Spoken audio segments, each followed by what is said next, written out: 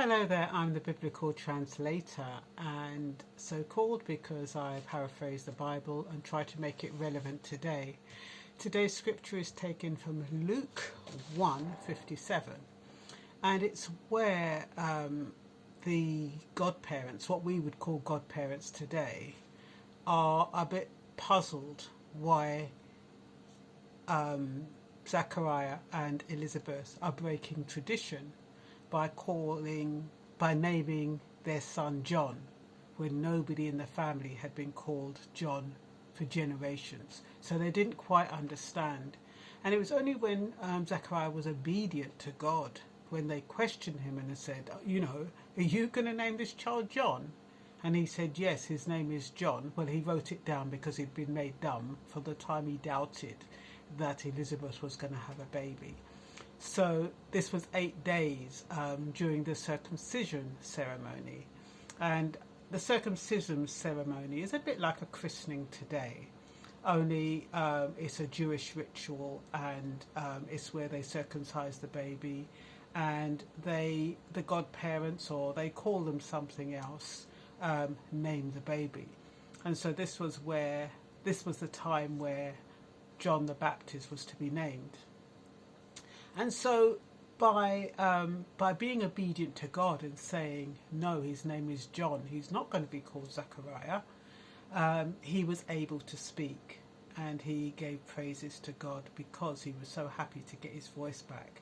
What's interesting, though, is that they was making gestures to him when it came to inquiring about John's name, the baby's name. And it reminded me of people who treat people who are disabled as though they're cripples, as though they don't have a mind, as though they don't have a brain. And a lot of people who are disabled or who have one illness, that doesn't mean that they're incapacitated in every other area of their body, and they treat them like idiots, or they treat them like as though they don't have any sense. And it's like people who come from a different country, and instead of trying to speak in an intelligent way, they're putting on a baby voice, or they're trying to talk to the individual as though they don't understand, as though they're stupid. And you find that a lot of times, and that's one of the things the disabled complain about, because, it's almost like, because they're disabled and in a wheelchair, people relate to them as though they don't have their faculties, and and it's very patronizing. So when the elders in the church, or what we'll call the godparents, were gesturing to him, the man was dumb, he wasn't deaf and he wasn't blind, but they were gesturing to him, to call the name of the baby. It reminded me of that. So we have to be very conscious about how we treat people who only have one disability, as though they have all the disabilities and they're disabled in every area of their life. Anyway, let me just read the passage. When it was time for Elizabeth's baby to be born, she gave birth to a son. And when her neighbours and relatives heard that the Lord had been merciful to her, everyone rejoiced with her. When the baby was 8 days old, they all came for the circumcision ceremony. I'm assuming they're all the relatives and the neighbours and, maybe the delegated godparents. They wanted to name him Zachariah after his father, but Elizabeth said no, his name is John. The circumcision, I've said that already. The circumcision ceremony is what the Jews call today Brit Milah. And like I said, in my opinion, it could be a less ritualistic way, or a more ritualistic way and formal way that we call a christening today. So what, they exclaimed, there is no one in all your family by that name. So they used gestures to ask the baby's father, Zachariah, what he wanted to name him. Zachariah motioned for a writing tablet, and to everyone's surprise, he wrote, his name is John. Instantly, Zachariah could speak again. and he began praising God. So to me, that tells me that obedience overrides tradition and rituals. And the thing is that some people hold rituals and traditions over obedience and obedience to God. And, you know, because of rituals and traditions, some people get killed because they don't follow a ritual or they don't follow a tradition.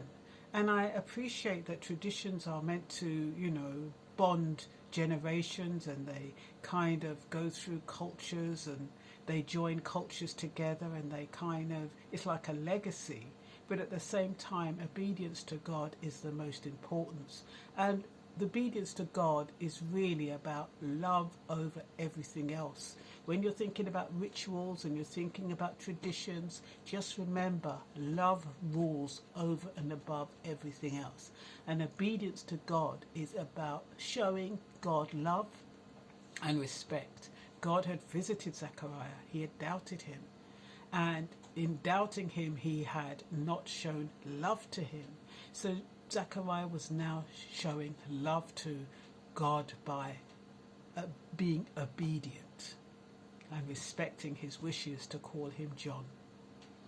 So awe fell upon the whole neighborhood, and the news of what had happened spread throughout the Judean hills. Everyone who heard about it reflected on these events and asked, "What will this child turn out to be?" Now, they didn't say who will this child turn out to be, because I guess they already knew who he was. He was the child of Elizabeth and Zechariah. But by saying, "What will this child turn out to be?" they meant, what actions will he perform? What will he be capable of? So they already realized that this was not a normal birth. This was not going to be a normal child. What else have I got here? The importance of tradition and ritual. Traditions are meant to help strengthen family bonds, establish trust, connect generations through culture, social, religion and religious heritage. Traditions provide a set time for families to interact and build a solid foundation. It is a way of passing on cultural, social and religious heritage and connecting generations. So by deviating from tradition, the godparents felt he was a rebel until he was able to speak and realised obedience overrides tradition. Now, I extracted that from Google. I should have written it down, but those are not my words. But it was the way that they explained what tradition meant and the importance of tradition. So what I was trying to understand is why it was so important, why they felt it was so important for him to call John, as opposed to following previous traditions of Zechariah. And I imagine that's why back in the day everybody had the same name. I don't know how that tradition broke, but maybe it broke just for reasons like this. You find that in Asian traditions in particular, they have very similar names, and maybe maybe they're still following the tradition of the way you name your child after the father. I'm not quite sure. We used to have a lot of juniors back in the day. But now that's kind of died out. Companies that had Smith and Son, that's kind of died out. So the tradition of passing on the name seems to have broken. And I think traditions are important to a degree. It does help maintain a culture. Say, for example, even though I'm born in this country, I'll still cook West Indian food. And I think Asians, even though they're in this country, they still eat their traditional food, and it's for the same reason. It's like maintaining that culture. So some people put a lot of emphasis on it. And so I think that this passage, just from my opinion, is about breaking traditions and habits and showing obedience to God. And remembering that if a person has an impediment, it doesn't mean that they're helpless in every other way.